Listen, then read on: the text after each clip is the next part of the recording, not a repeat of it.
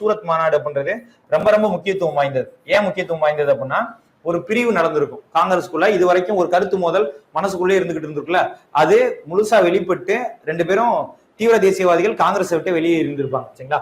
1907 சூரத். சரிங்களா? சூரத் மாநாடு. சூரத் மாநாடு தலைமை தாங்கிறது யாரு பாத்தீங்க அப்படின்னா, ராஷ் பிகாரி கோஷ். ராஸ் பிகாரி கோஷ். சரிங்களா? சூரத் மாநாட்டிற்கு தலைமை தாங்கியவர் யாரு அப்படின்னா, ராஷ் பிகாரி கோஷ் அப்படின்றவர் தான் தலைமை தாங்குறாரு. இல்ல என்ன நடந்திருக்கும் அப்படின்னா, தலைவரை தேர்ந்தெடுக்கிறதுல பிரச்சனை வந்திருக்கும். ஃபர்ஸ்ட் ஆஃப் ஆல் இந்த தீவிர தேசியவாத தலைவர்கள் என்ன சொல்லுவாங்க அப்படின்னா, அவங்களுடைய தலைவரான லாலா லஜபத் ராய் வந்து தலைவராக தேர்ந்தெடுக்கணும் அப்படின்னு சொல்லுவாங்க. இப்ப இந்த கருத்து மோதல் அப்படின்றது உருவாக்கும். அப்புறம் ராஷ் பிகாரி கோஷ் வந்து தேர்ந்தெடுக்கப்பட்டிருப்பாரு. இங்க முக்கியமா என்ன விஷயம் நடந்திருக்கும் அப்படின்னா, நமக்கு ஆல்ரெடி தெரிஞ்சிருச்சு சூரத் பகுதியில யாருடைய எண்ணிக்கை ஜாஸ்தி, மிதவாத தலைவர்கள் மாடரேட் லீடர்ஸ் இருக்காங்கல்ல, அவங்களுடைய எண்ணிக்கை ஜாஸ்தி. அதை பிளான் பண்ணி தான் பூனால் நடக்க வேண்டிய இருந்ததை எங்கே கன்வெர்ட் பண்ணி இருந்திருப்பாங்க, சேஞ்ச் பண்ணியிருப்பாங்கன்னா சூரத்துக்கு சேஞ்ச் பண்ணி இருந்திருப்பாங்க. சரிங்களா?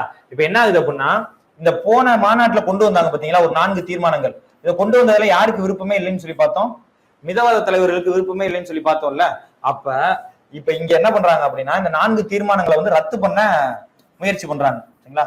4 தீர்மானங்களை என்ன பண்றாங்க அப்படின்னா ரத்து செய்யணும் அப்படின்னு யார் முயற்சி பண்றா அப்படின்னா, மிதவாத தலைவர்கள். சரிங்களா? மாடரேட் லீடர்ஸ் இருக்காங்கல்ல, மிதவாத தலைவர்கள் என்ன பண்றாங்க அப்படின்னா 4 தீர்மானங்களை ரத்து பண்ணணும் அப்படின்னு சொல்லி முயற்சி பண்றாங்க. இப்ப இது வந்து யாருக்கு கோவத்தை உண்டு பண்ணும் அப்படின்னா, தீவிர தேசியவாத தலைவர்களுக்கு கோவத்தை உண்டு பண்ணும்.